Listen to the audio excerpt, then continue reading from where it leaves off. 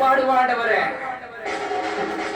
பிரச்சனைய தொட்டி வச்சு ஒரு வழியா அச்சு தெரிய விட்டார் எழு வழியா பிரச்சனைய தொட்டி வச்சு ஒரு வழியா அச்சு தெரிய விட்டார் எழு வழியா பார்த்து வைத்து அந்த வெளியே ஒரு சொந்து விட்டா அல்லருங்க தேயாடி பார்த்து வைத்து அந்த வெளியே அவை கேட்டாங்க போய் நின்னா பேயாடி வாழ்க்கையில் வர்ற எல்லாம் பிரச்சனைங்க எல்லாம் யூடியூப்ல 5 செகண்ட் வீடியோ ஆடுமா வாழ்க்கையில வர்ற எல்லாம் பிரச்சனைக்கெல்லாம் யூடியூப்ல 5 செகண்ட் வீடியோ ஆடுமா வீடியோவை ஸ்கிப் பண்ணி நீ எச்சிக்கோ எஸ் அப்பாவோட சர்வாயுதோ நீ தரச்சிக்கோ வீடியோவை ஸ்கிப் பண்ணி நீ எச்சிக்கோ எஸ் அப்பாவோட சர்வாயுதோ நீ தரச்சிக்கோ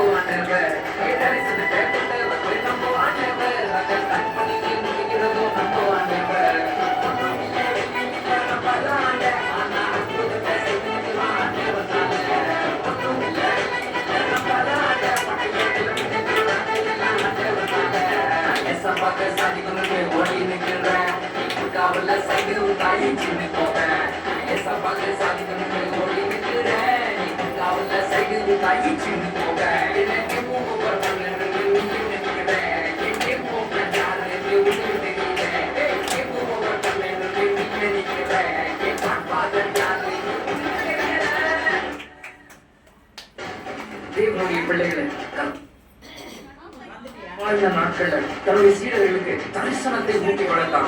ஒரு சூழ்நிலை வந்தது. அந்த சூழ்நிலையில் கர்த்தர் மரித்த போதும் தரிசனத்தை மறந்தவர்களா பயந்து ஓட ஆரம்பிச்சிட்டாங்க.